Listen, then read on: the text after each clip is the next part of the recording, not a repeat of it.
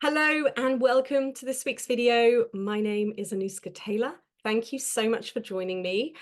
And today's topic is a juicy topic. We are talking about what irritates you about other people can lead you to a greater understanding of your own voice and actually a greater transformation.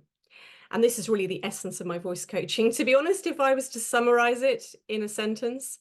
But before I get going, I just want to remind you, if you haven't yet subscribed, to hit that subscribe button. The reason I keep saying this is about 80% of you that watch my videos are not subscribed. And the other very interesting bit of data that I got from the analytics was that 75% of people that watch my videos are men. So that really fascinated me. So if you enjoy my videos, please don't forget to hit that subscribe button.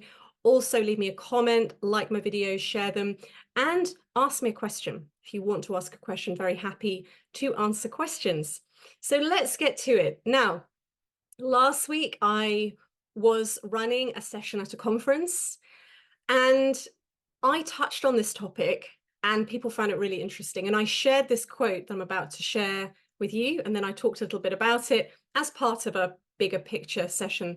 But the quote is a Jung quote, and he says, everything that irritates us about others can lead to an understanding of ourselves. Now, our ego is not going to like this because our ego is very good at keeping us separate. And whether we're blaming other people and it's everyone else's fault, it's the government's fault, it's my boss's fault, it's my husband, my wife's fault, fill in the blank, we've all been there, or whether we're highly self-critical. But either way, it keeps us stuck. So we're really powerless. We're giving our power away. We're not really in our power, whether we are highly self-critical or we just blame everyone else. So really, it's about an integration. It's about making the unconscious conscious and really starting to see that the world is just a mirror, but not from a place of self-judgment. This is the challenge. So with that in mind, let's just talk a little bit about this and why this is so helpful and why this is really very much part of my private voice coaching. Because if you just do the exercises, the vocal exercises, which you can get from many YouTube videos, I've got plenty, there's some brilliant books out there, but you're really just working on the surface. You're not really addressing what's really going on at the root. And actually, your voice is just an expression, an outer expression of your inner world. It's just most of our world is unconscious. So we don't really understand necessarily why we experience certain things. First of all, I invite you to think about the voices that really irritate you. And I'd suggest that you do this alone, where you feel like you can just be really, really honest, like you can write this down or you can just think about it. Like, don't censor yourself, just be really brutally honest. So is it, for example, voices that are really loud and domineering and aggressive? Is it voices that are really weak and quiet and breathy? Is it voices that are really squeaky and high pitched? Is it voices that are very whiny and sort of complaining all the time? Is it voices that are raspy and croaky and have that kind of vocal fry sort of sound? Is it voices that are very monotone and there's no real expression and it's just boring to listen to the person speak? Or, for example, I'm just giving you examples, you pick whatever it is for you. Or is it voices that mumble? You have to work really hard to understand what the person's saying, and it's hard work. And you kind of get annoyed by it when you're always having to work really hard. Now, when I say what irritates you, it might not be something that you ever verbalize to anyone else, but you notice you feel a bit irritated internally. So it might be very subtle. It might be a subtle irritation, or it might be something that you complain to your friend about or your husband or your wife about. But just notice it. There'll be some sort of shift. They'll feel like a irritation, maybe a little bit of anger, maybe you feel a bit constricted or contracted around it, but there'll be some little sign, because what we're dealing with here is the shadow, and your ego doesn't want you to discover this. So sometimes it can be wrapped up in very subtle packaging, which you might ordinarily dismiss. So it might be really obvious, it might be a bit more subtle, but just start to pay attention to what irritates me. So no right or wrong, just be really honest with yourself. No one else has to see this, no one else has to be part of this, but this is the first stage. So the next question is, well, why does it matter? Because I don't want to sound whiny anyway. I don't want to sound aggressive. I don't want to sound breathy and weak and quiet. Fill in the blank. Well, what you're really seeing in these people, when it's a pattern, when it's a trigger, when it's something that irritates you, is it's showing you an unseen or unmet part of yourself. And this is shadow work. And if you don't look at it, you are really working against yourself with any voice work that you do. So you'll have one foot on the brake and you'll be doing the vocal exercises, but unconsciously it's like, I don't want that voice. So you don't do the work. You make excuses why you haven't had time, you're too busy, or you do the exercises, but you don't really give it your all. You kind of half in, half out.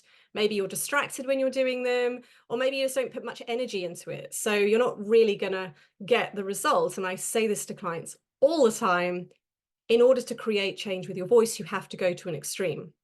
So what people tend to do when there's a lot of resistance unconsciously around their voice, they do it, but they don't really give it their all, energetically speaking. So just start to pay attention to that. So if you don't address this and integrate it, it will drive what's possible with your voice. So with the shadow, it's either something that is within you that you won't or can't acknowledge. So for example, it could be, if we're using a voice type example, maybe you find whiny voices irritating, but you have a whiny voice, as an example. Or it's something that you reject. And so you try and keep yourself as far away from ever having a whiny voice as possible. But either way, it has control over you. That's the really important point, because you're not actually really free. This is driving you. Now, I'm simplifying this, and obviously all of this work is very, very personal. We are all coming from different backgrounds, different cultures, different religious backgrounds, different families, etc., etc. So I'm trying to keep this as simple as possible just to help you to start to understand. But it's so, so, so important to start to really connect these dots so you can integrate it. So one of the ways you can start to see that this is an unconscious habit that you have picked up with your voice is you just believe it's the way your voice is. So for example, I hear all the time from people, they will say, I just speak fast. I've always spoken fast. Everyone in my family speaks fast. I just speak fast. I can't slow my voice down.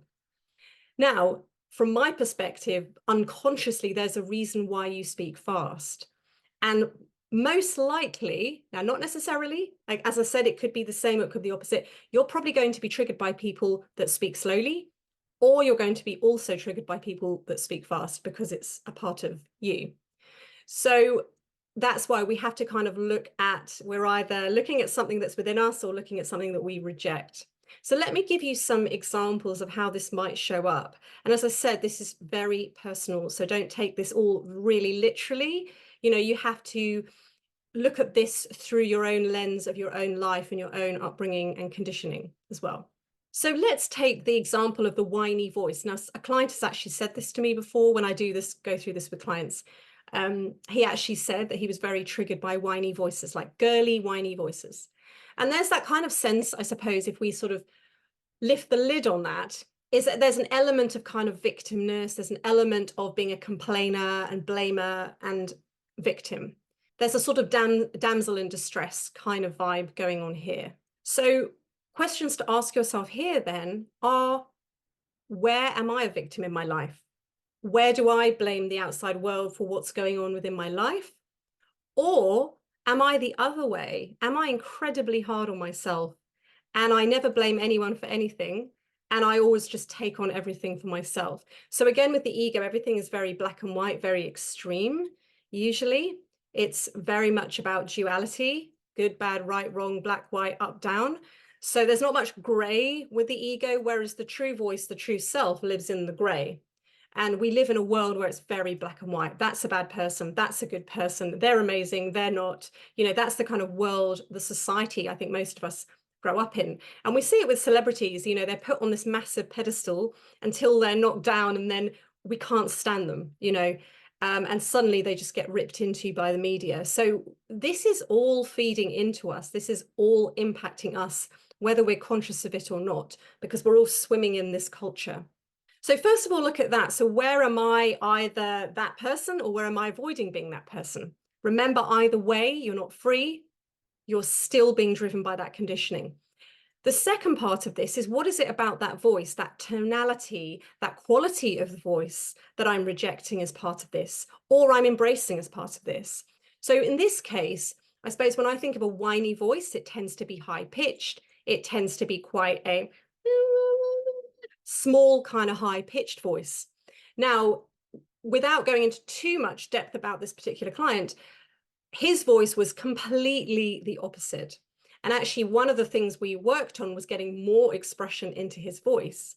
Because he'd made this whiny, girly voice so wrong, he never really wanted his voice to even leave this sort of low, chesty, sort of more quote unquote manly voice. And he was really limiting his expression.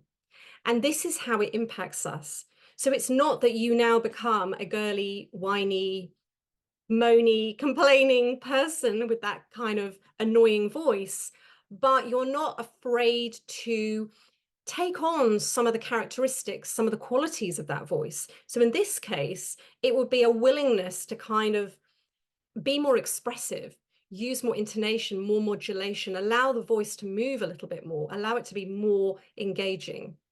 So again, as I say, there's so many subtleties to this, and I'm trying to keep this as general as possible, but hopefully it gives you a good sense of how this might link to your voice. I'll give you one more example. So maybe you are really triggered by weak, kind of powerless voices, voices that kind of lack energy, lack power. And if I'm really honest, this is a voice that I have been triggered by in the past. And I think partly because of all this work that I do, and I sort of understand sort of what I'm hearing, but also everything is a reflection of me. The world we're just seeing is literally just a mirror to what's going on within. The ego doesn't like that. I know that. So for me, it was really about, where am I not standing in my power? Where am I not expressing myself? So when I judge people that have this kind of weak, powerless, energyless voice, it's really for me about, they're not owning their power, they're not owning their strength, they're not owning who they really are. They're almost allowing themselves to be walked over, not allowing themselves to assert themselves. And that was certainly what I experienced growing up, and something that I've had to do a lot of work on. Hence, those voices triggered me. And there was almost an aspect of me in that.